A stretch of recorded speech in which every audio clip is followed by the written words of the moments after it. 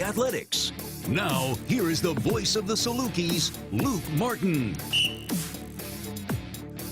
Welcome back, everybody, to Inside Saluki Athletics, presented by our friends at Poly Eyes of Carbondale. We are getting ready for Saluki Basketball again. On the road this time, Wednesday, in the Ford Center, taking on the Evansville Purple Aces. Here to start off the show with us is Saluki assistant coach Will Veasley. It's always great to catch up with Coach Veasley. Coach, good to see you, brother. How are you doing? I'm doing tremendous. Yes. Well, I know all of us will be doing better after a win over the weekend, but, of course, Drake, a lot of respect throughout the league and what they have done to this point. What have been some of the takeaways that you and the team have taken away from that result on Saturday for you guys? Obviously, just a really good basketball team that we played against. They haven't won 20 games this season, for no reason. But it just shows us, it humbles us, and it just shows us, we're not a finished product yet. We're not where we want to be, but we don't need to be. There's a lot of games left. We need to be our best come middle February, the end of February and the beginning of March when, tournament play starts. You've been part of a lot of successful teams back to your days at Butler as a player, all through your days as an assistant. Again, there's still improvement needed. When I ask this, it's not to say that all the improvement has been done. But have you been a part of a season like this, Coach Veasley, where definitely goes through some struggles in November and December, and even in the January, it was a struggle at the start, but within 1 month's time to really flip it, and it's flipped in a major way. Have you been a part of a season like this where I'm sure you've been a part of teams that have improved throughout the course of the season, but to really do it in somewhat of a short time like this team has?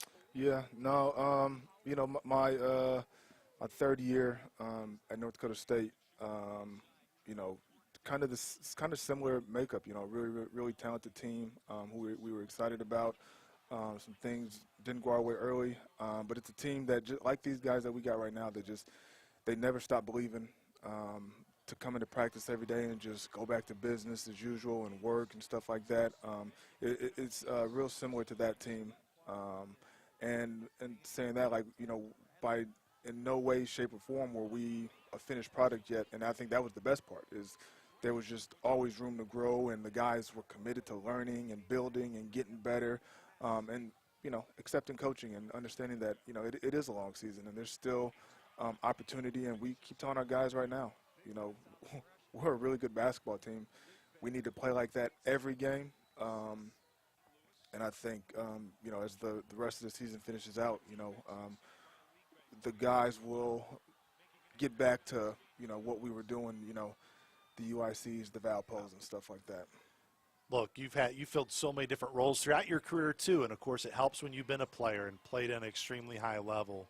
When you go back to Illinois State, of course, a disappointing afternoon that day in Bloomington, but a young guy in Ron Zaligbe really steps up in the locker room and speaks what he has to speak, and no doubt since then the team has responded.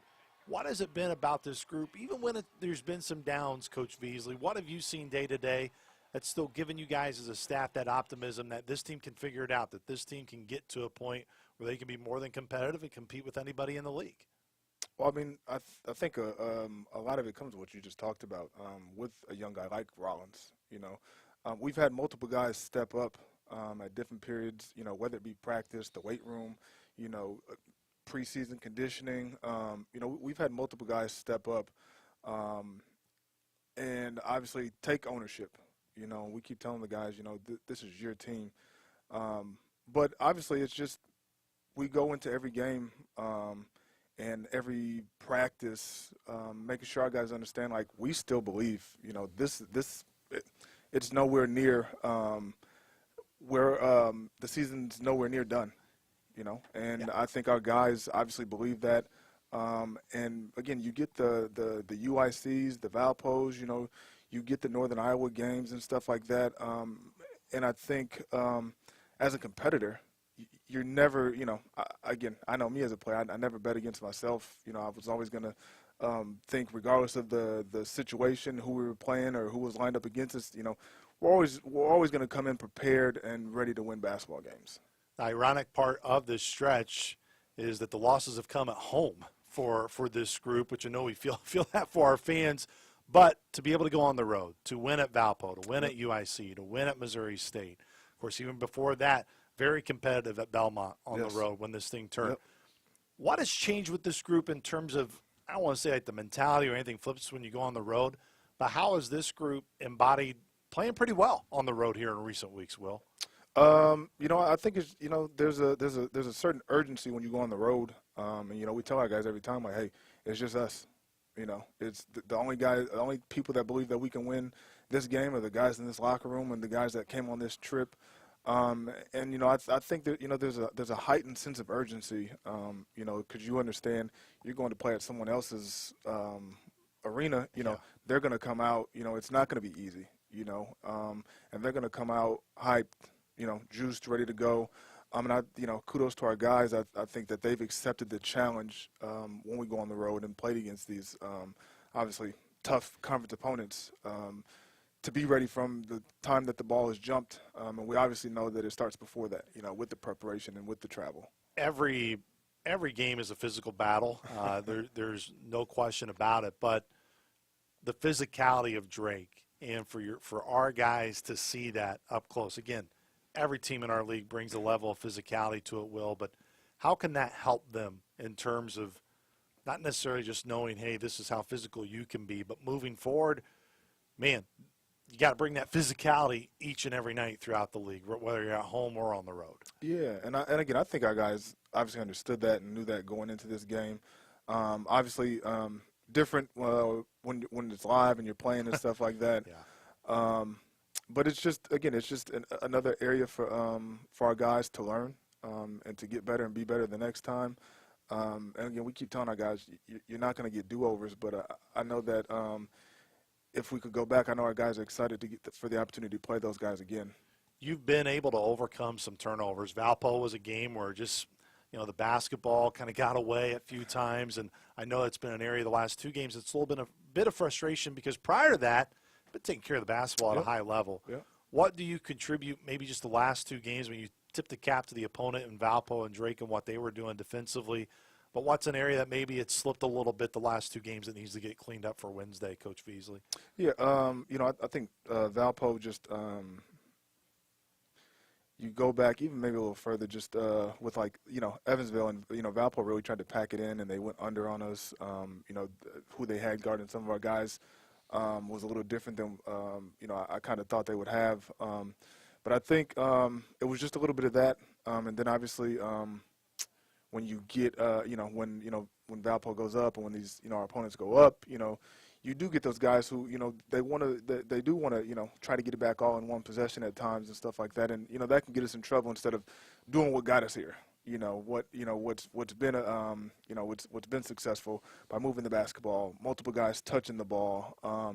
And I think we just have to go back to making sure that when we do come down and we do run sets and stuff like that, the ball is moving and it's free and we got movement off the basketball and we move with pace. And obviously when you drive in there and again with the Valley, you got to be strong and you got to play off 2 feet and you got to be strong with the basketball because there's going to be guys that they're going to be raking at it, they're going to be putting hands in there, and I think it's just getting back to doing what we do. And it's all on, us, not what the other teams are necessarily doing. Buying into the identity piece of it, which is exactly what you were just implying in terms of buying into what we do. Paint touches have been so huge in recent weeks. And Coach Nagy told me in our pregame conversation on Saturday, it's not so much that's been a quote-unquote emphasis with you guys. There's a lot of coaches, and you look at philosophies, touching paint, et cetera, is so important. But, man, you've executed at a high level in there, Coach Beasley, in recent games. How essential, one, is that for this team moving forward? But, two, also how much is it the guys recognizing that this is successful when we find a way to do this and make this come to fruition? I think just, for our team, obviously we've been having a ton of success getting into the paint. I think it's a product of just, a lot of our personnel. We've got some guys who they're hard to keep in front.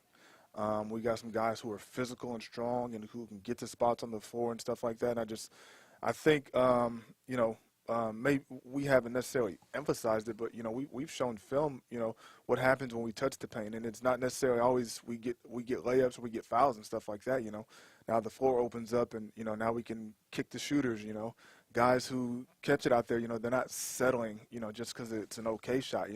We're driving back in there and we're playing off 2 feet, and we're looking for teammates, and I think it's just a product of our offense and our guys buying into what we're trying to do, and I think it's shown in our success. Again, hate to always just point to your track record, but you've been in the league multiple times. You've played with some really talented dudes going all the way to national championship games. You've probably always seen those guys where they've made that turn, where they understand, hey, I can be a guy in clutch moments. What have you seen in Kennard Davis this year, maybe early? Still Southern Indiana hit a big shot late. Like, it's not like all of a sudden recently it's been new that he's wanted the ball in his hands. But how much have you seen, Will, from a player side now as a coach? I've seen that switch for him of when it's go time, when it gets to 3 minutes or less and the game's in the balance, there is no shyness when it comes to Kennard in terms of wanting the ball in his hands and being able to execute when it is. No, obviously Kennard, he's a really good basketball player, and I think the confidence to obviously have being put in those situations and being put in that position has helped him. And I think obviously just as the course of the season, he's had to obviously carry a higher load offensively than he's done in the past. And I think it just comes with, the experience and the playing and the being put in the situation and when we practice leading in the games, we go over, late game situations and stuff like that. And, we put different guys in those situations, with the clock going, with defense to simulate it and stuff like that. And I think it's, obviously it's just you got to give Mu, who puts in a tremendous amount of work outside of, the practice time on his individual game and stuff like that. Clearly it's paid off, now with us putting him in those situations and him coming through for the Salukis. Ali is averaging about like 13 twos, I think, attempted in the league so far in league play, which the next closest is right around like 8 or 9. He's been able to get inside the arc and specifically inside the paint, create shots. No, his outside shot hasn't fallen down as much as he would like, but how much is his improvement and really with the team getting better, Coach Veasley, has been because of what Ali has done and how he's really embraced utilizing that first step of being able to get by guys and drive baseline, drive middle of the lane. His touch around the rim has been really something to watch in recent weeks. Yeah, I think with Kennard and him, just when you talk about the point in time where we kind of revamped, not even revamped, but just like really sat down with everyone and, talked to them about offensively and what needs to happen for us to have success. Understanding that first it's going to come from us defending, and then, we'll be able to get out and run and stuff like that. But I think just offensively with Deba, it's obviously just he understands that he's got the speed and the quickness to get to where he wants to and stuff like that. It's when he gets, into the paint and stuff like that, now what are we doing? And I think he's bought into playing off 2 feet. He's bought into getting to the rim and not settling and not being off balance. We've done some stuff offensively, where we're moving guys around so that when he is driving, we're taking away the help guy and stuff like that. And he's been able to do that. And then a lot of it's just, the same thing I just talked about with Mu, just him putting in the work off the court, putting in the work outside of practice, and getting in by himself and getting in with Coach Tay and stuff like that and really honing in on his skill. No, Evansville isn't your scalp, but looking at the Aces on Wednesday night tomorrow, for this group, I know the last time you saw them, that was not the type of effort and execution that you guys wanted. Everybody truly believes, knows that you're a different team. How do you approach that with the guys here in these days, Coach V? Is that even much of a talking point of, not that you want to you want to win a game and whoever was in your way after coming off a loss, you want to win that next one, but knowing that the last time these two teams played, it was a very sour taste. How much, if at all, do you guys address that as a group before you head into the game on Wednesday? Obviously, we mentioned, we wanted to attack it head on, and, the clips that we showed were all from our game. But we also want them to understand, to you guys' credit, we are a much different basketball team. and we expect to go in there and for it to be a much different outcome the way that we're playing now, not only offensively but just defensively, and making it tough. But yeah, we obviously addressed it, but I think our guys understand, like, more than anything, like, they need to actually see the real version of us. They didn't get the best version of SIU the last time we went out there and stepped on the court together. So I think more than anything has been that, like, let's be the best version of ourselves against Evansville so they can actually understand the team that we are. Our fans are no doubt basketball-centric, and they understand good basketball and know when it is. The level of talent in this league this year, Will, is at an extremely high level, and Pizzado's going to be another one on Wednesday for Evansville. 3 straight 20-point games. He was out the last time that these two teams met on January 1st. Just as someone that's been around college basketball, and you got friends all across the league and throughout the country, I mean, how good is the level of skill right now that Saluki fans and Aces fans will see on Wednesday, but just throughout the league? Just saw Bennett Sturtz over the weekend. I mean, how good is the skill level here in the Valley? Yeah, I think, I think heading into it, just with the portal and stuff, and just what, everyone saw what the Valley lost, and again, to them, they didn't, no one knew a lot about, like, who, anyone was bringing in, really. Absolutely. But I think in terms of, like, skill and just talent and stuff like that, obviously, there's no days off like usual.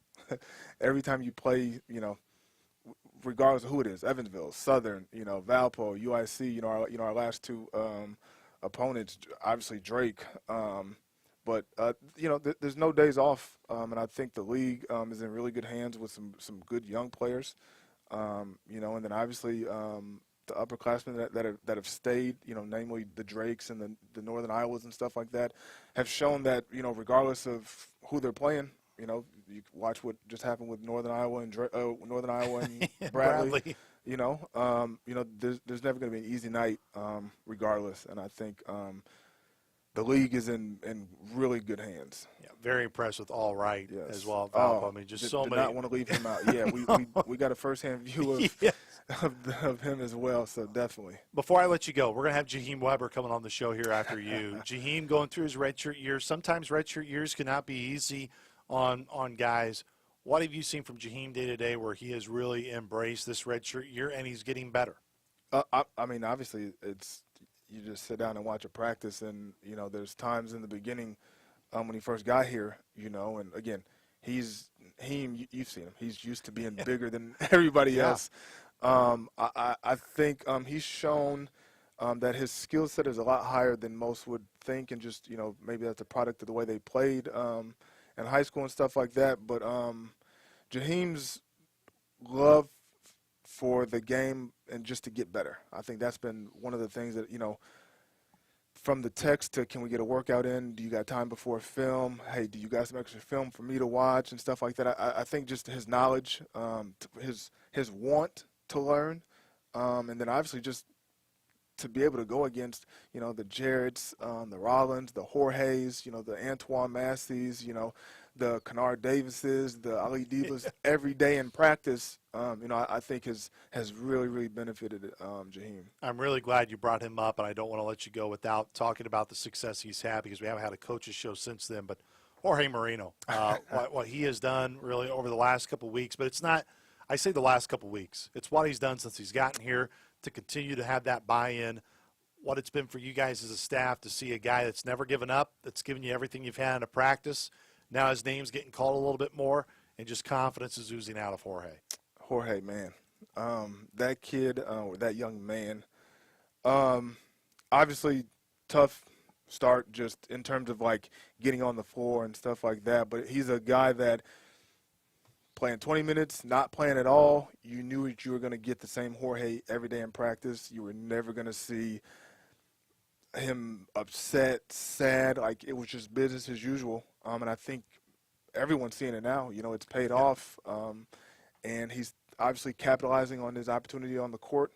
He's another one like Jaheim, wasn't playing, was wanting extra workouts and putting in extra time. And again, I'm not even talking about just on the basketball court. Like, he's in there with Coach Show in the weight room. conditioning, extra weights. Just a guy that was not going to just sit back and accept it.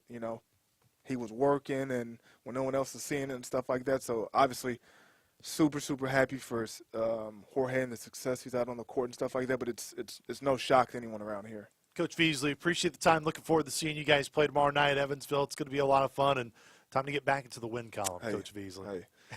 Always excited. So definitely looking forward to it. We'll take a break here on Inside Saluki Athletics, presented by Poly Isaac Carbondale. When we come back, it's time to be joined by Jaheim Weber. This is Saluki Basketball from Learfield.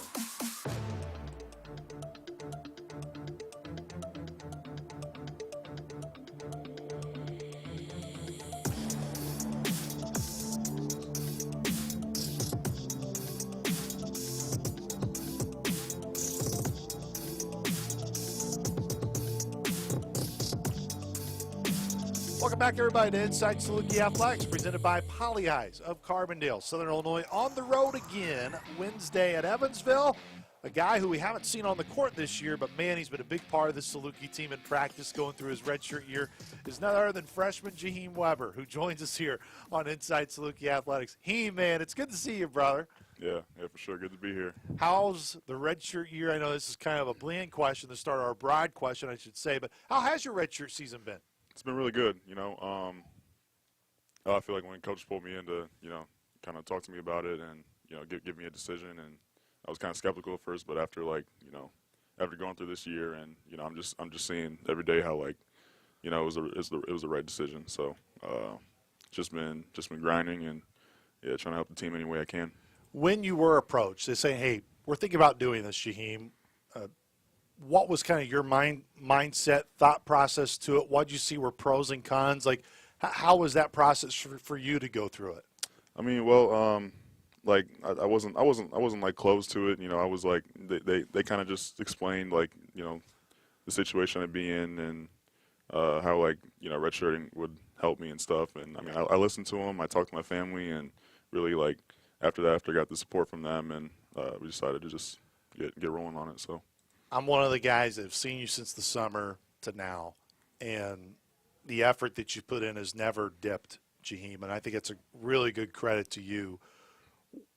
Even though you're not playing, how do you maximize the time, Jaheim, and not be I know maybe more of my time's next year? How do you still approach of I got to be ready and act like I'm going to play tonight, even though you're not going to play? I mean, just kind of putting my personal whatever I have going on aside and just kind of being there for the team and being an energy giver. I'm not playing, so I got to give as much energy as I can and help them any way I can. So really just kind of just not think about myself and think about the team is how I kind of approach it. You're a very reserved guy. You're a very humble guy. And giving energy, is that a challenge for you? Has that been something that this year has been better at for you and really has helped you to really focus on, hey, I need to be an energy giver for this team, when you kind of used to be the guy that's playing a lot and maybe not necessarily you speak with your actions more than your words, but how has that helped you gain your voice a little bit, Jaheim, especially in your freshman year? Well, I mean, just watching us, go through what we did with we kind of had a little rough patch, and I felt like it was my job to kind of just make sure to keep the energy up, and just do whatever I can to help. And I mean, yeah, so I'd say. You're good, brother. It was,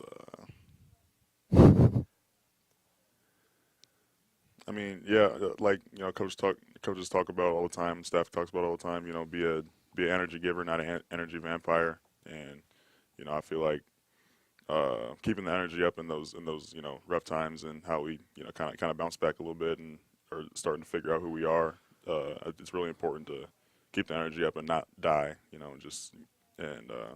lay flat. So I feel like just being that guy to, give energy and, being on the bench and stuff and during the games, I feel like that's kind of my role right now, and that's something I should stick to.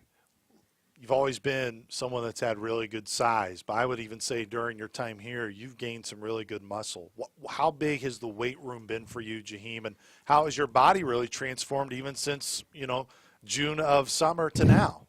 It's been huge, just, we're in the summer, obviously, we're lifting every day, going hard every day in practice and stuff. And I feel like coming into college, like it's a lot more physical than than it was in high school and stuff. And I feel like the weight room has been a really big part of me, just like getting stronger and getting my body right, getting my feet right. And yeah, I feel like I mean, I don't really notice it as much myself, but the people around me, they say, like, yeah, you look a lot different. So I guess I'm doing something right. So that's good. We talked about the team, of course, having some struggles, no question, in December and early January. Yet you're with them on that ride as well. What do you credit, Jaheim, as the reason why this group has been able to flip it over the last 3 weeks, and you guys have played some of your best basketball of the year, no doubt, over the last 3 weeks? Honestly, just trusting each other, being confident in ourselves, and I feel like we finally like we know that we can be we can be a great team in this league, and I feel like before we were struggling, I feel like that was kind of like we had some confidence issues, and it was about trusting each other, trusting the coaches. We flipped a lot of stuff around with our defense and offense as well, and going through those times and just working on stuff and trying to get things right, and in that spot it was really important to where we're heading now. There's been, to count how many practices you've had since June would be a lot, because there's so many of them. But what have you been most proud about him since June? Like, where do you believe, absolutely, outside of just the obvious, the more reps, your body's really transformed? What's an area of your game that maybe was a weakness in June where you're like, man, I've really cleaned this up? Like, this is a heck of a lot better than what it was when I first got here. That's hard. I feel like just being more confident in myself is definitely something that just because coming in as a freshman, it's a little difficult to find your way and be confident in practice and stuff. And I feel like now, I feel more confident to do more stuff on the court, to where like back in June I probably wasn't. I was probably shouldn't do that. Probably shouldn't make just not being afraid to make a mistake here and there. And I mean just be more confident is something that I feel like I've improved on a lot. How important is that phase, what you just talked about, Jaheim, of knowing that maybe there was a time where lacking a little bit of confidence on the floor and not playing to your capability, where, of course, maybe prior where a lot of things maybe came easier to you, not coming as easy now. When that moment came for you, how'd you get through it? Just by taking it on every day, watch a film of practice and seeing where I can improve, and coaches helped me a lot. I mean, my teammates helped me a ton, getting some confidence back in me, and just taking it day by day, grinding out, and figuring stuff out. It's really easy, Jaheim, because I've seen it, and even though I've not been in college basketball as long as your coaches, but when things don't go well and there are struggles, it's easy to see guys who are maybe redshirting and not playing a lot. They can check out just as quick as anybody else. How have you made sure that even when you have a tough homecoming like you did at Illinois State, losing by 31, or even the highs, going on the road to Chicago and seeing you beat a really good UIC team, how do you keep your feet kind of planted firm and make sure that you're that constant guy, that same energy guy, where you're more consistent here instead of really the flows that can kind of come and go at times? I mean, it's just my job, really. I mean, when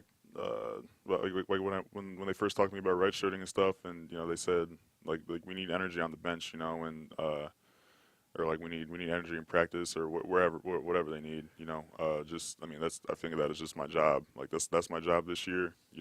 Obviously next year I'll be playing and stuff, and I'm excited for that. But I mean, right now I'm just focused on like what this team needs from me. So like if that's giving energy or running scout in practice or whatever, like I'm just down for whatever they need from me. So look, yeah. When you go throughout a year, you get to know all the coaches, but has there been a coach that you've really grown accustomed to and has really helped you during your freshman year here, Jaheim, that you can really rely on, whether it's who you watch film with, work out with? Like, who's kind of a coach that you've really grown accustomed to and has really helped you out in your freshman year? I'd say Coach Beasley's been a really big help with me. He's always down to work out, always sending me film and stuff, and he's been one that I can kind of count on and talk to and stuff. So it's been good. What's been the best part of learning from someone like Coach Beasley, a guy who played college basketball at a high level, who, of course, has been around multiple different schools in terms of his coaching experience as well? What's a trait, what's a thing that you've really, like, that's been a connection for you? You've been able to relate well to him?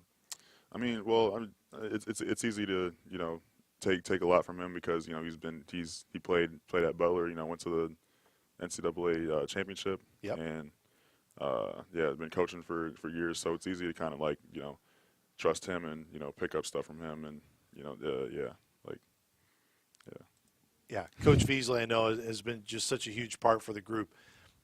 We've talked about the improvements really defensively, Jaheim, but another aspect that you play with this group is, of course, being on scout team. And that's a huge piece to this. I mean, I think our fans and those understand that, but when you're around it every day, scout team's important. How is being part of the scout team and really diving into a scouting report and mimicking other players, how has that helped you evolve and really improve this year in your redshirt year? It depends, sometimes we'll scout a team with a big that, can put it on the floor, dribble, and facilitates offense. And, sometimes maybe it's just a guy who sets screens and rolls hard. And, just picking up different situations and running through those things has been helpful for me, and just kind of improving, what I can do. It is really a shocker when you think of it, because when we start this thing in June, Jaheim, it just seems like there is so much time to go. Yeah. But a month from now, it's going to be Arch Madness time and going to be in St. Louis for the tournament. What do you guys as a group truly believe? What can you accomplish here in this last month before you gear up for the conference tournament? What can this group do here over the next couple of weeks to really continue to build on what you have done? Well, obviously our goal is to win the league, and I think we definitely have a team that can do that. It's just going to take the stuff we've been trying to do, trusting each other, trusting coaches. It's going to take just grinding out, making stuff hard for other teams and playing defense and all those things. So I think this team can go as far as we take it. It's gonna be on us, and yeah. So I'm telling you, have you ever thought about doing any sort of voice acting work? I mean, your voice is so deep, Jaheim. I mean, people say, man, Luke Martin, you have a deep voice. I'm like, you should hear Jaheim Weber. I mean, I think there can be definitely some NIL deals and other things going on here, Jaheim. You got the voice and get that figured out. I mean, have you ever thought about doing that at all? I'm definitely open to it for sure. There we go. I'm open to it. I mean, yeah. Saluki Nation, someone reach out to Jaheim. Let's make it happen. Yeah. He's really proud of you, man. Redshirt years are so hard, and they're not easy, but you've embraced it. You're a huge positive portion of this team, and it's why everybody tries to find a way to get you somewhere on the road with this group, because you're a really big part of it. Hope you know that. Appreciate the time, Jaheim. Thanks for coming by. Thank you.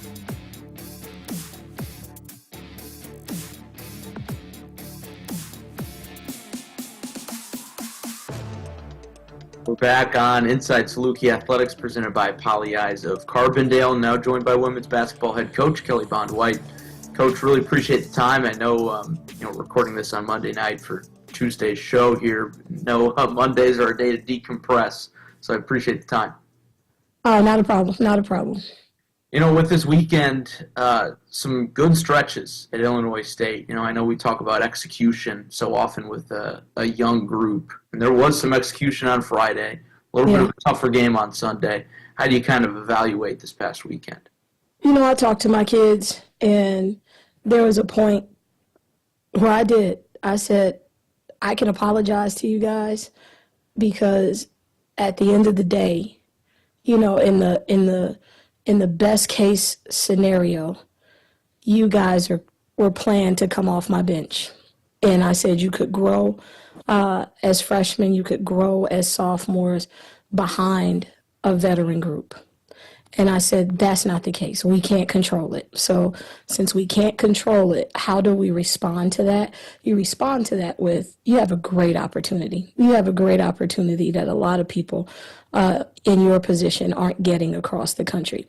But with that comes an accountability. and the things that we're constantly going over that we know is new for them. But I said, guys, you're not freshmen anymore, even though all of y'all are first year in the program. This is the second half of season. And so simple things like defensive rotations and coming off the strong side of the ball, everything that we've watched film on 50 million times and drilled and scrimmaged, it's time to step up. It's time to step up because I told them, I said, you might have one player back that might join us this season. So nobody's coming to save us. We got to save ourselves. And the lessons learned when you see the stretches like the third quarter yesterday, I said, I know you can't play like that 40 minutes, but you saw how uncomfortable you made them. And if you can hold a team to 9 points in a quarter, if you can go execute during the stretch and put up 20-plus points in a quarter against Illinois State, there are ways of doing that where we got to just continue to control and manage our bench. But when that bench comes in, you got to be ready. You got to be ready. Everybody's calling mom and dad saying, I want to play more, but you got opportunities every day in practice. And then when that translates to the game, you got to be ready. And a ton of opportunity for so many young players. And one of those younger players, even though she's one of the older ones on this team, is Kayla Cooper. Mm-hmm. And the way that she's developed as a leading scorer, even just this past weekend, has been exciting to watch. And I know it takes a certain mentality to go out there and say, look, I want the ball. Our offense has been slow. Give me the ball. I'll fix it. And it seems like Kayla started to move in that direction. You know, just how much mindset development has that taken for Kayla to take that next step? You know, it's really been tough on her because you're looking at a kid, like you said, she's a sophomore athletically. And that's a stretch because she didn't play those first 2 years. And now she's being thrust into a position that you could tell this weekend, starting with Illinois State and starting in practice, really, she kind of just let go. I always call it jumping out the window from a Kanye West song. But just, you can't control it. So you might as well just take that leap of faith and just say, you know what, whatever happens, happens. But if you're going to do it by being aggressive. Do it by being yourself. And I know Kayla's a kid that loves this game. But again, like I said, she made tremendous strides offensively just by being assertive and not looking to always pass to somebody else. We were coming down the court on a break, and I'm literally watching the head swivel. I'm like, straight ahead. The rim is that way because nobody's stopping you. But those are the reminders. They're so all unselfish. And I'm like, guys, we're averaging about 50 points a game. I said, we need other people to step up. And that's just what's happening. They're surrounding gift, and we got to have other people step up. No doubt about it. Kayla's definitely done a nice job emerging in that role. Now, you look at the second half of the schedule. Starts this weekend with Evansville coming to town on Friday. What are the biggest differences when you hit that second half of MVC play and see teams for a second time? Yeah, and that's what I told them. I said, you've seen everybody in this conference with the exception of UIC. So there's no more surprises for you guys. You know what it is.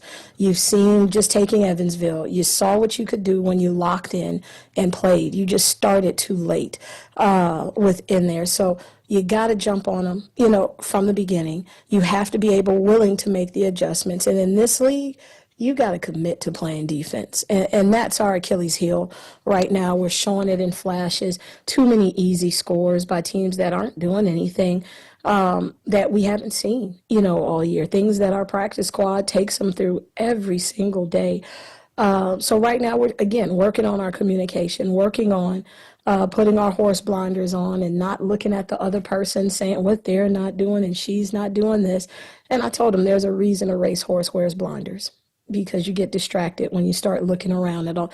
Focus on doing your job. Do your job and let us coach. Let us coach the other mistakes that are going on.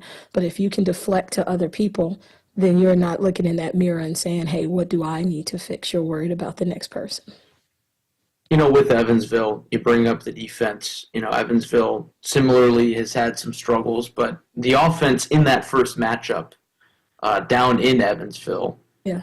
Season high, or at least conference high in points scored. Yeah. What worked offensively in that game? The ball went in the basket. we got some transition. Gift had a huge game. Gift had a tremendous game. I don't remember her numbers, but I know it was something ridiculous. But she ran the floor. They weren't as strong inside, and we were able to hold a couple of their players in check. But at the same time, we let kids come off the bench, and light us up on the other end. But offensively, we just followed the game plan. We knew what they were going to do, and we scored easy in some ways. We had our stretch quarter where, we weren't scoring the ball as well, but we pushed the ball a little bit. Our tempo was good, and during the latter quarters in those second halves, that's when we made offense out of our defense, and that's what we got to do from the beginning. You bring up Gift, and we've had the conversation on pregame shows before. When Gift scores, it seems to correlate with the win-loss record. And, that Evansville game, it was close, and she put up one of those monster performances. How do you get her to, take a deep breath after this weekend? A little two frustrating performances, especially second half against Bradley. Yeah. How do you get her in that stage where the game is moving a little bit slower again? You know what? With Gift and Kayla, you lock in and you play defense because you can control that. And I think in the second half of Bradley, Gift stepped up and stopped allowing people to see the floor and got some deflections that disrupted their offense. That's what we got to do. We got to get people to stop just worrying about, hey, I got to score, I got to score, I got to score. You know what? We're giving up some career highs on the other end of the floor. And so if she can lock in the defense, if she can commit to running the floor, and I challenged her at halftime, and I just called her out. I called her out and I said, you can't mope. You can't be discouraged because you're not getting the touches you want or you're not doing it. You got to get your butt down in the stance and, for God's sake, run the floor because everybody in this conference, 5 players, are sprinting on you and our guards are having to pick them up. You got to step up. You got to step up and be an all-around player, not just a rebounder, not just a scorer, which we need, which we have to have. But you got to commit to wanting the accountability of greatness, and that's playing ball on both sides of the floor. Kind of looking ahead to this weekend and, really the weekend after as well. 4-game homestand and home back-to-back weekends. It's always nice. Any messages for the fans and things to watch for this weekend? Because every weekend has the potential to be exciting, and this weekend is one of those. You know what? To our fans, we got some loyalists. We got some kids that love, some people that love our kids, that are constantly sending them affirmations, that are constantly sending emails telling them, hey, keep their heads up. We got people driving in from Champaign. We got people coming in from Nashville that, are invested and love our kids. I see the same staples at all our games from Marshall Hunt and Randy Birdsong. All these guys are always Marcia Sinnott and the state, and they're always there. And so the people that we are giving back to with Vicky and Jess with Don't Dirty the Dale, all those folks are constantly coming out. Kay and Jack, they are sitting in those stands supporting our kids, coming to practice, and that's what I'm most appreciative about. This train is going to keep moving forward. And our kids, all of us, we're taking notice of who's been there, who's going to be there when the times are down, who's going to be there to support you, and that's your family. Those are the people that you're going to move forward with. And you know what? We'll welcome the latecomers when they get it, and we know there comes an account. We've been through this. I've been through this, so it doesn't deter me. I know what those stands are going to look like, but we got to continue to build it. And as I told my staff, we're in a completely different era, and you got to make adjustments. And today was a day where, like you said, you do kind of exhale on a Monday, but then you jump back into recruiting mode. You jump back into digging in of what makes, what's going to be the difference that we can make with this team. And that's where you go. You understand that trials, all the trials that you're going through, you can run from them or you can embrace them, but you got to be a willing participant to understand that even when, you're scared, when you're not stable, when all this stuff is swirling around you, we know what we're anchored to. And that's where our faith is, and that's what's growing, and that's going to develop the character of our kids as we continue to move forward. So you've heard me say it before, count it all joy. Count it all joy. And my kids, I'm teaching them to understand exactly what that means. They're looking at me like, joy, coach, how do we have joy through this? All you got to do is choose it. All you got to do is choose it and keep working, and the outcomes will take care of itself. But that's why I told our kids, you can't let that weight get inside you. Don't let that weight get inside. Continue to do the work. Continue to serve others. And I promise you, This is going to get righted, and you just got to keep working and working, but you got to be a willing participant. And that means studying the film. That means getting in the gym. That means continuing our conditioning and strength with Zach and not letting go. You either get better or you get worse in February. And our trajectory is we're moving forward. Well, Coach, as always, appreciate your time, appreciate the positivity, and back at it this weekend, Friday at 6, Sunday at noon, Evansville and Indiana State. Thanks as always, Coach. See you there.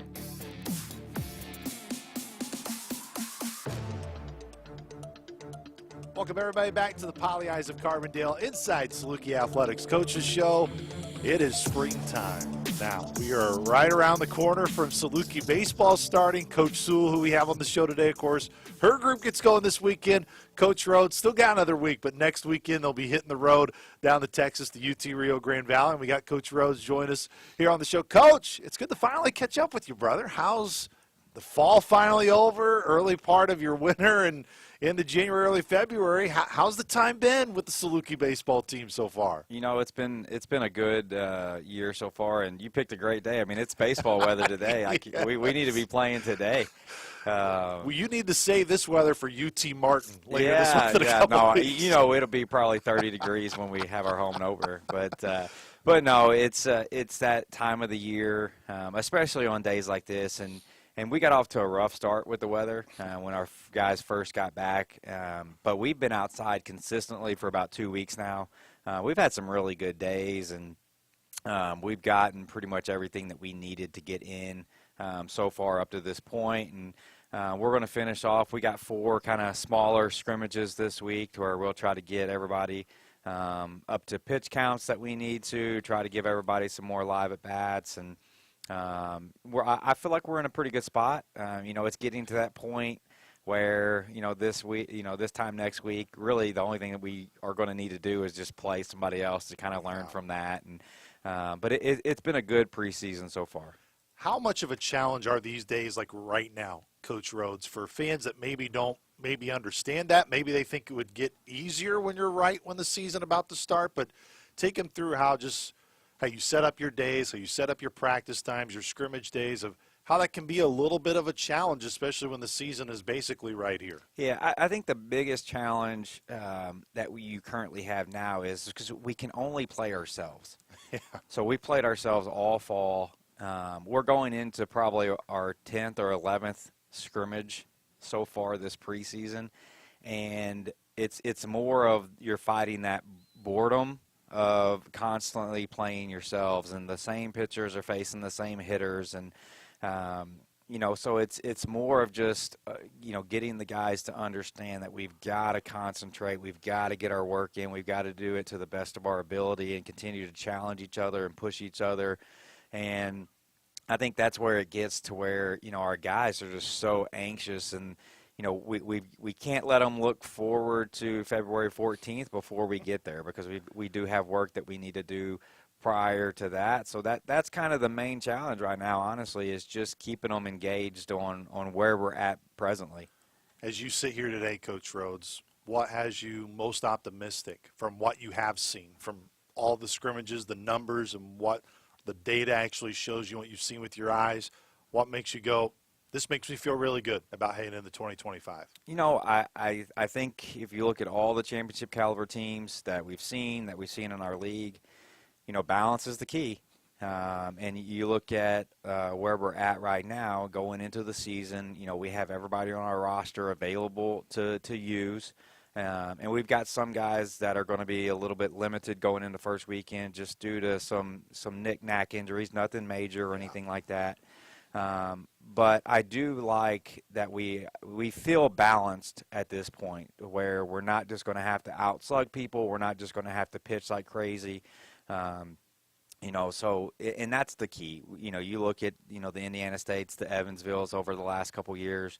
Not only have they been able to put runs on the board, but they've been able to take runs off defensively, and they've been able to pitch really well. They've just been really good in all the areas, and that's how we wanted to build our roster. And, you know, I think at this point in our season, we feel like we have some balance there, and I've been very pleased. I think at the end of the fall, the one thing that made me the most nervous was how we're going to structure our defense, because I like our lineup with, a certain group of guys in there, but it's like, can you make that defense work?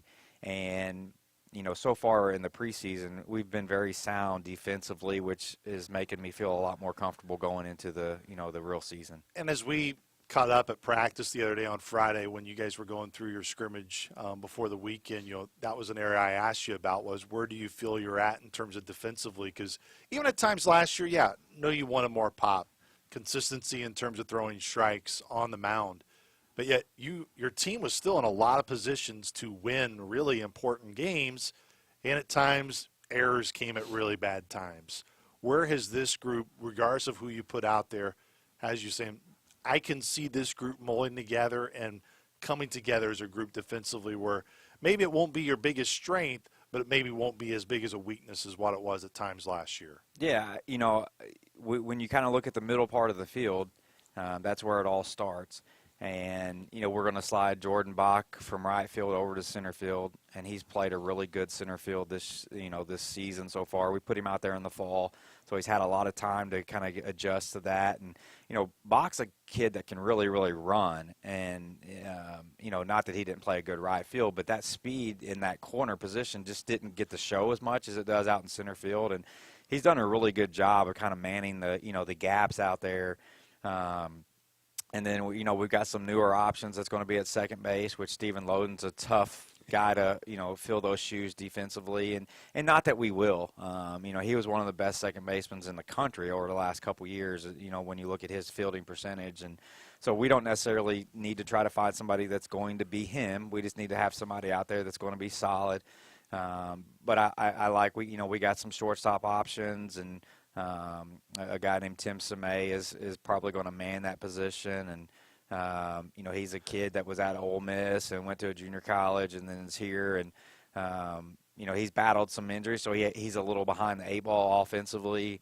But, he's shown a really good defensive shortstop there for us in the preseason. And then we've got some catching options, all new guys as well, transfers. And, the biggest thing with our catchers, our shortstop, our middle infielders, and our center fielder is there's a lot of leadership there, a lot of maturity, some experience, and hopefully that'll spread throughout the rest of the field of play. It was just being around one day, but what stood out to me just chatting with you and being able to watch you scrimmage was the physicality of your guys, how strong and the physical presence of when they went into the batter's box, you could feel that there was more of a physical presence than a year ago. That doesn't necessarily mean it always translates, but do you believe that this team maybe has a little bit more of that physical presence in the bodies and kind of the shape that you would like your lineup to just look? No, no doubt about it. I think, when we talked last year a lot, we talked about how when we recruit, we're going to have a player in mind, and I really think that we targeted that. And there's something to be said about, the physicality of a player. Now, it doesn't always, you got to have some talent to go with it. And I think we've accomplished a lot of that. When you look at our lineup, really 1 through 9, when we put them all together on the same side, the other dugout's going to be like, man, they're just big. Every single kid you run up there is big.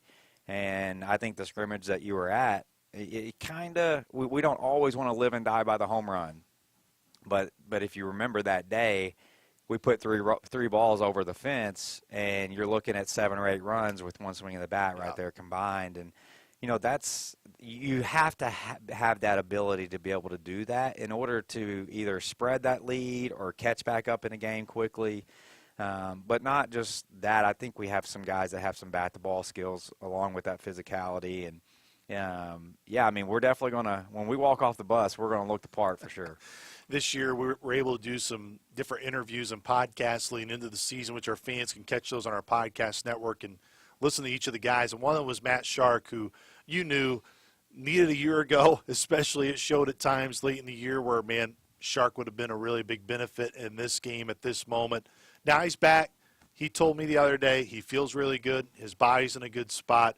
Where have you seen from a coach of, I like where Shark is at heading into the year? Yeah, last year he was like our leader. Going into the season, he did a good job of taking ownership of that. and then you get 2 games into it, and it's season-ending injury. And when you have your leader just kind of go out, it kind of deflates you for a little bit there, and then he was a big piece defensively too. That's the thing. Shark, you look at him, he stands in the box. He's a huge human being. Like, he just got that offensive presence to him. But the people that don't get to see him every day, they don't get to appreciate the defense that he brings too. And one thing that Shark's been able to do is he's going to kind of flip over to third base. We'll put him at first base every now and then, but we're going to start him mainly at third base. And he's shown nothing but really good play over there at third. And I think he's in a position now where he feels like he can dive, he can slide, he can do all the things that he needs to do on the field without thinking of the shoulder in the back of his head and things like that, which is a lot of credit to our training staff and him to put in all the work to be able to do that. But I think he's primed for a big season. And the biggest thing with Shark is he just needs to relax when he gets out there at the beginning of the season, because he hasn't played in a full season. And those guys, they just get out there and they get so anxious and they're revved up because they are so happy to be back on the field. And if he can just be that leader and kind of fall into place and let the game just play, he's going to be just fine. As we transition to your pitching staff, one of the combos that I had with Al Holguin was at the end of the year, Coach Rhodes, there was no debate. I mean, Prawn, Dermody, and Fuller were just pitching at an elite level for you. And it's why you have the performances that you did in the conference tournament to keep your team alive and to keep the season progressing. And you relied on those guys a ton. But not to say that it was just those 3, but the options got limited after there. Where you look at this staff, Al, of course, being mixed in there as well, where do you have the optimism of early on in the season you're going to use a lot of guys anyways to see what you have, but in terms of having that consistency to be able to attack the strike zone and have guys that you can rely on and know you and Coach Tribby in that dugout, it's even though you're very aggressive in terms of when you go to guys at times, it's not going to be a hesitation at any point for you and the staff. Yeah, I think the nice thing that we have this season that we haven't had since I've been here is we have 4 left-handed options. And we've been very limited on that side of the mound, and been able to have 4 lefties that we feel like are going to throw a ton of innings for us and give us a lot of outs is big, because we just know that left-handed pitching, if you throw strikes and you mix speeds, tends to do very well in college baseball.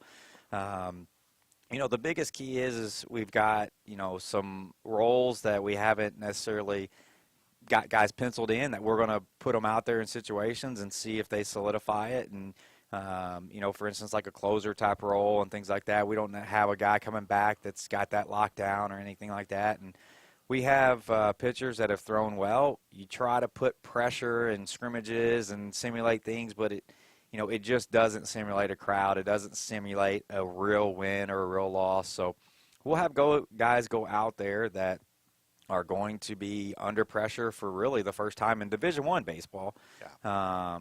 But, the one thing that I've been trying to, harp on to these guys is we're going to get banged for not having a ton of Division I experience on our team going into the season. But if every one of these kids just looks around at the competition they're facing right now, looks at the rosters of the teams that we're going to be facing, they've faced these kids their whole lives. All they're doing is just going up another level with these same exact kids that they've been playing. So they, it's going to be more consistent with the level of competition that we play from lineups 1 through 9, and the arms that we see are going to be more consistent. But we've all faced these same players, and we don't need to overthink it, make it bigger than it actually is. And if we can do that, we'll settle in and we'll face the competition, just fine. I didn't know it till I chatted with you on Friday and looked it up. Next week when you go to UT Rio Grande Valley, it's going to be a great environment that you guys are going to play in. They were top 40 in the country last year in terms of NCAA attendance. They have really good crowds when you go down there, and they're expected to be good. They get some pieces back that they could surprise some people in the Southland and finish in the upper half of their league and potentially could win the league. What about the start to the year in terms of the environment, where I don't think you guys are going to have to bring your own juice? The juice is going to be provided when you go down there. And just the energy level of playing a team that probably feels similar to you, that they have a lot to prove and want to show that they can win their league this year. Yeah, I think it's going to be a challenging weekend. That's going to be a really fun weekend as well.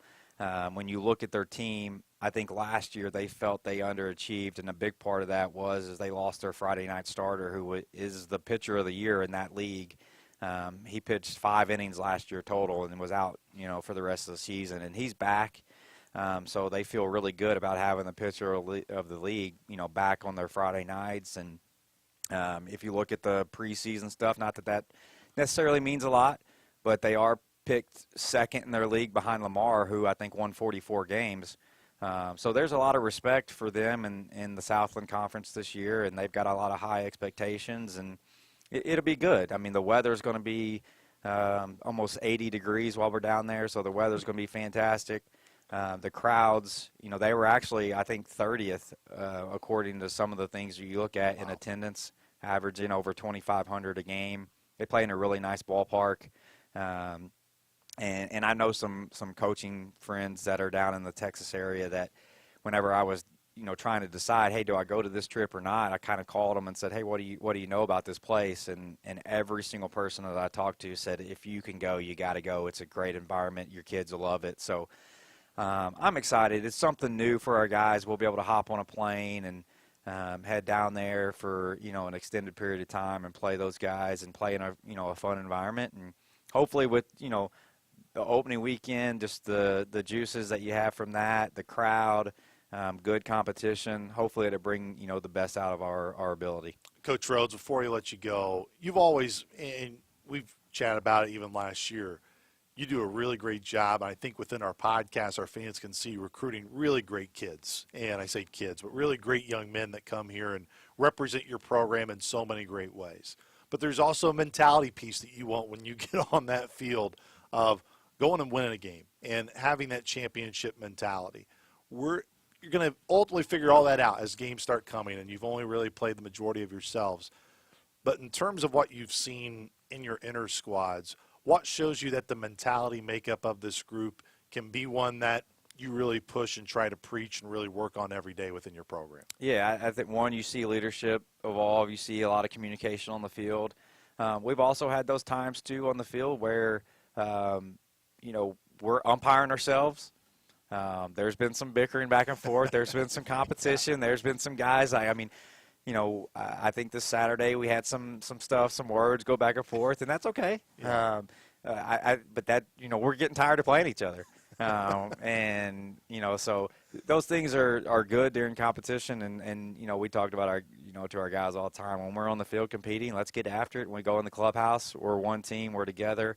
And, in a week, we'll all be pulling on the same rope and taking that energy out on, just one other opponent. But I like where we're at right now. I really do. And, hopefully we can get through this week and get everything accomplished that we need to get accomplished, and then head into next week to where we don't have to play, ourselves anymore, and get out on the field down in Texas and enjoy, competition against somebody else.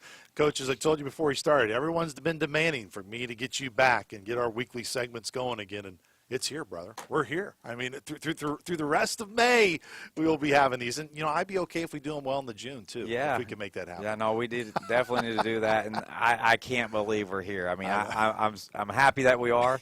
And it's kind of one of those things where I told my wife the other day, like, you want it to be here, but you don't either, because, we're going to look up and we're going to be in the conference tournament, and it's just how fast it goes by, and you want to just enjoy it as long as you can. And, you get these kids in here since August, and you just get to know them, and they're just fun to be around, and they bring great energy to the park every day. And you want it for them to be able to start competing and playing, but at the same time, you wish you could kind of hold on to it for a little bit longer, just so it just didn't, go by so fast. But no, it's always exciting, especially with the weather today. It makes you feel like it's baseball, and I can't wait to get to the park and get out to our home field too, where we talk about the crowds down in Texas, but I think we've got a great atmosphere here, and hopefully we can get off to a good start and kind of get some electricity around baseball here, and get some great crowds out to our stadium to watch us play. And we'll get to that obviously in the weeks to come. But what's been great about doing our audio interviews, I know there's not video with it, but whether it's John Lim, Gabe, whoever it's been who I've talked to that's new, and I bring up what have you heard about the home environments here? They immediately smile. What that means to know that you really have something special here, Coach Rhodes. And it doesn't, I don't want to say that winning doesn't matter. It does. But what this fan base does, they're going to be there to support you no matter what. But if your group can put in that work and show that, hey, we're going to be competing for a championship, they will come out even more. And it makes Itchy Jones Stadium, what is a great environment, even more special. And not everywhere can say that for sure. Oh, yeah. No, I mean, we've got a tremendous environment, but we've got to hold up our end of the bargain. Yeah. We need to win, and we need to win at a big level. And, everybody wants to watch a winner. And I understand that. And our job as coaches, as a coaching staff, as players on this team is to do our end of that and make the crowd want to come out and watch us play. And hopefully hopefully we can do that. Coach Rhodes, appreciate the time. Look forward to watching your games next weekend, and excited that we're back and doing this in a weekly rotation as well. And our fans will see once we get through basketball. We're going to get some of your other staff and players on throughout the year this year, which we didn't do a year ago. So looking forward to that expanded coverage this year. And it's baseball time, brother. Excited for the time. Sounds good. Thank you. That was head coach Lance Rhodes. When we come back here on Inside Saluki Athletics, presented by Pollyeyes of Carbondale, we'll be joined by head coach of Saluki Softball, Jen Sewell. And we'll be joined by their SID one-arm down.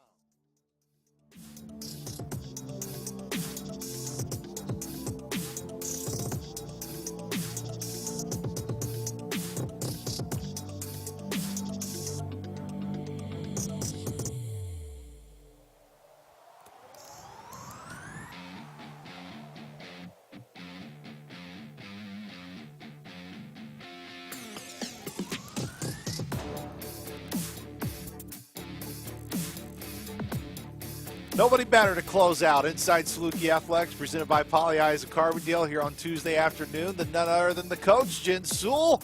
It's game week, so Coach Sewell, you're ready. I mean, there's no stress. I mean, you walked in here and you're like, let's go, Luke. Let's just get it going. Everybody's first question is, how's it going to go? How are we going to be? And I say, just give us some time. Give us a few days. Look, it's a long road to this point, and everyone, to an extent, I think, understands how busy your fall is, and even when your ladies come back in January, the work that goes in. But there does have to be a sense of, let's go. Yeah. Like, it's time. You do so many inter squads, and yes, you have a little bit of a fall ball season where you see somebody else, but now's the time where you're ready to see another uniform. Yeah, and it's interesting. I was thinking last night, this has by far been the fastest fall and the fastest January just for me personally, I think, and for our staff. It's just flown.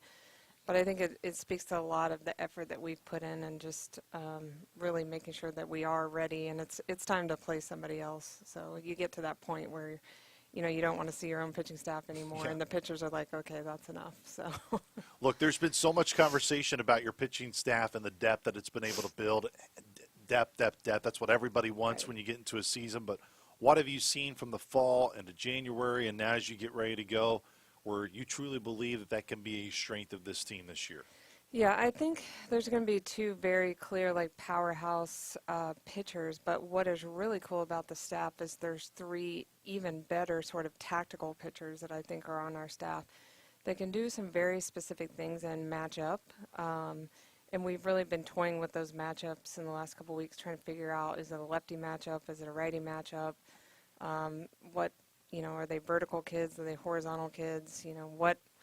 What is their best matchup? And I think starting to play with the idea, much like baseball has done a long time ahead of us, when do we make a change? When is it time to sort of long close or short close, something like that? So I'm excited to play with all the different ways, and I think even Trude and I were talking earlier, there may be even there's almost two complete teams on this team. So I'm excited to see how that works out and really feel it out in a big game environment. So Look, there's only so much you can maybe take away from those inter squads, but what have you found to be most successful in you and the staff of, look, players are always going to interchange as you go throughout the years, but if we focus on these common areas, this will probably really give us a good feel on what we have heading into a year even though everybody knows you don't really probably know until you go up against somebody else. Yeah, I think there's no doubt we're going to hit the ball, and I think there's no doubt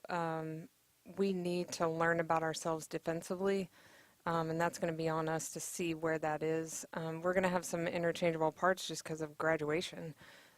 We knocked some holes out in the outfield and in the corners probably, and in the catching position, and it's time for juniors and seniors to step up, and that's what we've been seeing, and that's really what we wanted to see. Defensively, I don't know that we can judge it in an inter squad the best. Sometimes we're in the indoors, sometimes we're just live, sometimes we're outside, and the field is, in an interesting setting right now, so it's thawing and doing some things, but I think we've been pleased with and I think the best part is the players know the adrenaline's going to go up, and you're going to have those good nerves, and it's going to feel even better when we get out there. So, How has the winter can always be a challenge at times, and every year is different. This year I know it was a little bit of a crazier winter in terms of the ice, in terms of the snow that we have had. Have you gotten outside about the same amount of time as usual? Has it been harder? Like, what's this off-season been for your group in terms of trying to get outside and take actual fly balls, ground balls, and get used to being outside again? yeah, I knew we were in trouble when in December we were still 60-something degrees, and we had that. You have to sort of purge that winter weather here, and it's short-lived. It's 3-4 weeks, maybe even shorter. But I knew that calendar was going to get pushed back, and sure enough, we got that, which everybody got it. Alabama got it, Florida got it, and there was nobody really safe. The Texas area got it. So at times we were just sort of working around it. I think it's the best we've done in the in January, of just working around the weather. We stayed very consistent, didn't have to go, really outside to use the football stadium. That's what the indoor has brought us. The field thawed immediately. I would say we were maybe a week behind in being outside, but honestly, I think we're pretty comfortable with fly balls and ground balls and things like that. I think I'm more concerned. I want to make sure we're standing in the right spot with those new pitchers that are throwing for us. It's a big change when you swap out, to 5 new names. They create ground balls, they create fly balls, pull side stuff.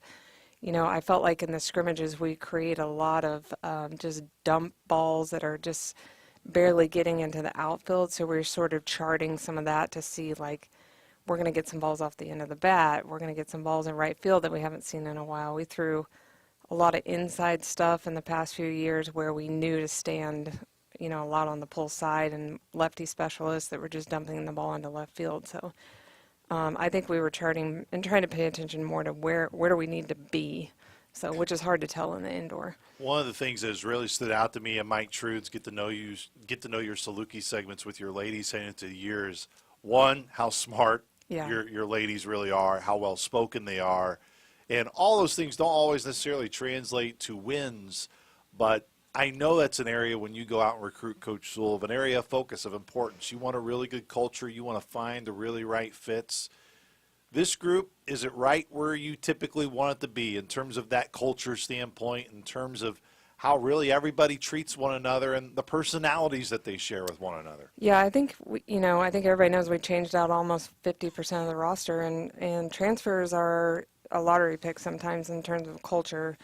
Everybody says you're in the portal for a reason, and luckily our players were in the portal for good reasons. They were looking for this type of opportunity. And then when you graduate 7 and you bring 7, you never know how that's going to fit, and there's a lot of puzzle pieces that have to go together. Are we where we were last year? Probably not, but I've enjoyed this process of really putting it all back together. We've taken more time, not just on the physical aspects, the ground balls and fly balls like we talked about, but more time just getting to know each other and trying to do some things together that are off the field and on the field. And the best part is that's why we name so many captains, right? You want to trickle down that culture, and that can't always come from the coaching staff. That comes in the locker room, when you're training together in the weight room, when you're riding the bus together, all the fun things you get to do off the field, and so when you're studying together. But I really enjoyed watching it get put back together, because you do feel a little bit overwhelmed in August, that's when we issued gear and did some things. I'm like, that's all those nameplates went up, and I was like, that's half new. but a truly like dedicated effort by our entire staff, from the weight room to our sports information folks to academics, of like, just we got to fold this thing back together. And I've really enjoyed how the transfers have come in, and I've enjoyed, every freshman class is different. They have their own personalities, and they always say, freshmen can be interesting, but it's fun to watch it sort of like, okay, she's getting it now. So. Well, it's also been clear. I mean, one nameplate that was good that you didn't have to take down was Jackie Liss. Jackie has been, of course, we can go through all of her accolades, but take up all of our time. But in today's day and age, Coach, I know this is kind of a rinse and repeat type question I have asked you, but with the accolades that she has earned, she could very easily probably take that, go somewhere else. She doesn't. And being a Saluki means so much to her. What are you excited about for her this year, to where she fought through? I wish my sophomore slump could be somewhat of what her slump, if anything ever was. I tanked it. So yeah, I mean, whatever that was, I wish that was what a typical sophomore slump could be. Right. But what more is out there for her this year? What are you really excited about for her this year and her new role that she can have with this team? Still a major leader. Yeah, and I think when you step into your junior season, right, you start to feel that responsibility of like, okay, this is my team. And alongside her other captains, she's really taken on a lot of this like sisterly coaching type role, where you can see her talking to new third basemen and the Sarah Cook, who's, deserves playing time but is kind of behind her and moving around at third and short and outfield, and she's constantly talking to those younger freshmen like, hey, get here, or hey, this is why we do this way. And that happens on and off the field for them and for her. And on top of that, I think her ceiling is not what she did last year. I think her ceiling is above and beyond. I mean, she could put up crazy numbers, and I think what we're seeing this year is a couple people that can hit behind her and protect her even better than what we have in the past.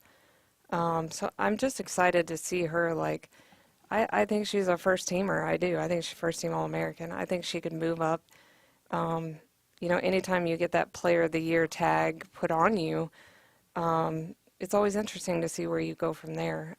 But she's a player that she doesn't complain about what she can't do. She goes and gets the work done and fixes it very quickly, and that's impressive. Like the other day in scrimmage, she got herself out a couple times, and she knew it, and showed up the next day, and it was just, I want you to pump me that pitch for the next hour. So, and that's what we did.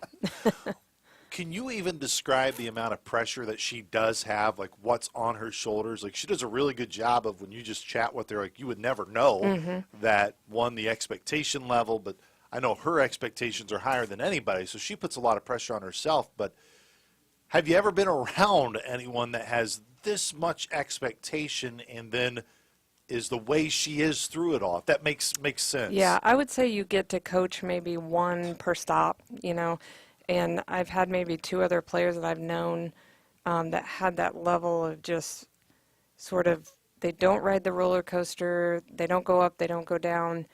They don't dwell, but they understand. They're almost like keeping a mental checklist of, these are the weaknesses that I have that I need to shore up before the next game. And it doesn't keep them up at night. It doesn't, give them nightmares. It's just, hey, I can get better if I can check these other things off my list. And I think she almost welcomes it. It's almost like a new challenge to her, and she doesn't back down. And she can be a little bit sort of in your face, right? Like, she doesn't, when people are taunting her or other visiting places are talking about whatever they've discovered about her, Yes.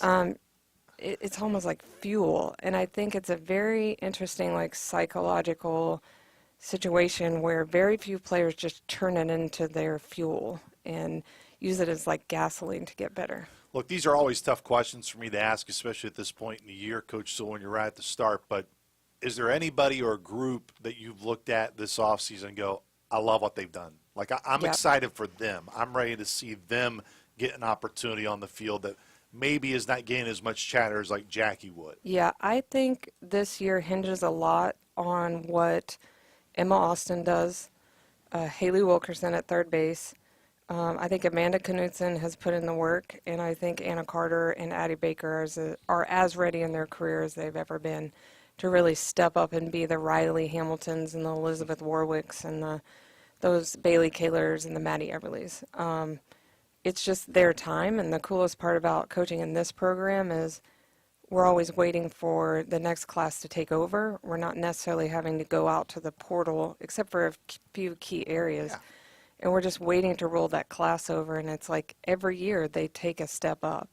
And I think those probably 4 or 5 players, if they play well, we're going to be really good. And from what we've seen so far in the fall and in January, I'm super excited. Like, I want to see Anna Carter go off. I put her up as, I think she should be one of the best catchers in the conference.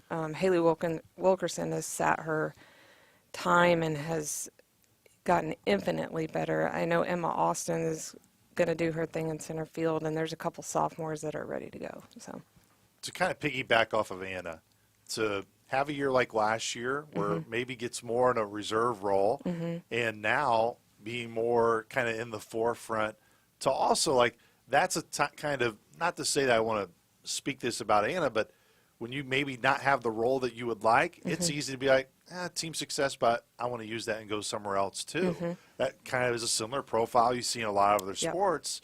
What are you most proud about for Anna that she stuck through it? Yep. She really provided some really big moments for you last year too. Yep. But now she's really being rewarded here this year, it appears. Yeah, and we've talked about her, and she stepped back because of the catching situation with the Groffs, and we asked her to do that, and not many people would have handled it the way she handled it, period.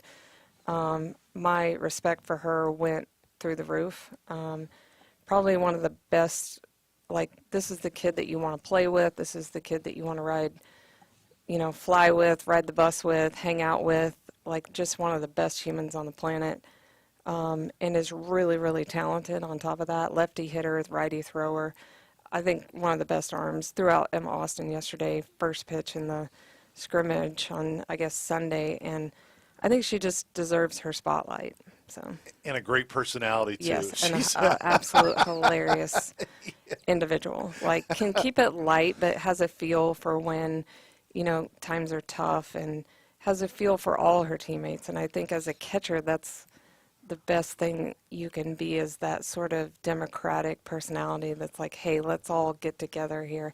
Can manage a pitcher, can manage, you don't always get the love as the catcher, you just get the foul balls sometimes. So.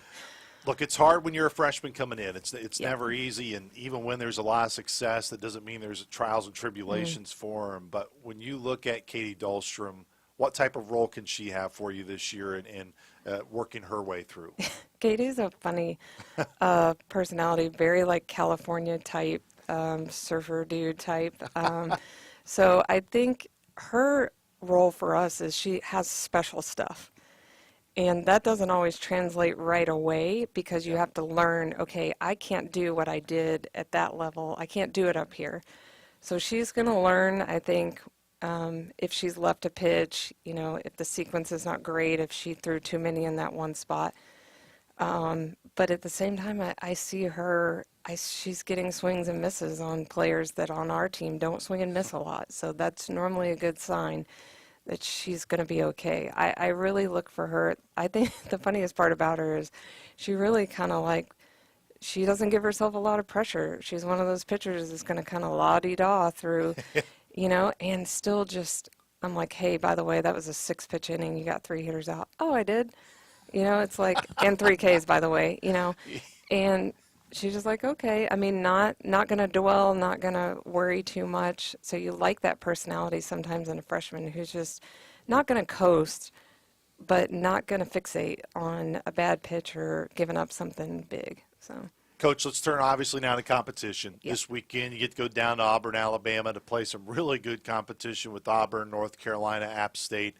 What stands out? I know it's kind of a lot of talent there in one, but where are areas where you believe each competition, each team are really going to push your group? Yeah, I mean, we opened with App State, who new coaching staff, new feel, getting a new stadium, getting all the new things. I think that roster changed over at almost like 80%. So it'll be interesting to see. We're not going to have a great look at them. They won't have a great look at us either. So we're really going to have to make some in-game adjustments with them. I think people are going to want to fixate on Auburn, but again, new coaching staff, Yeah. all new transfer roster. And it's funny because UNC is almost in the same exact boat.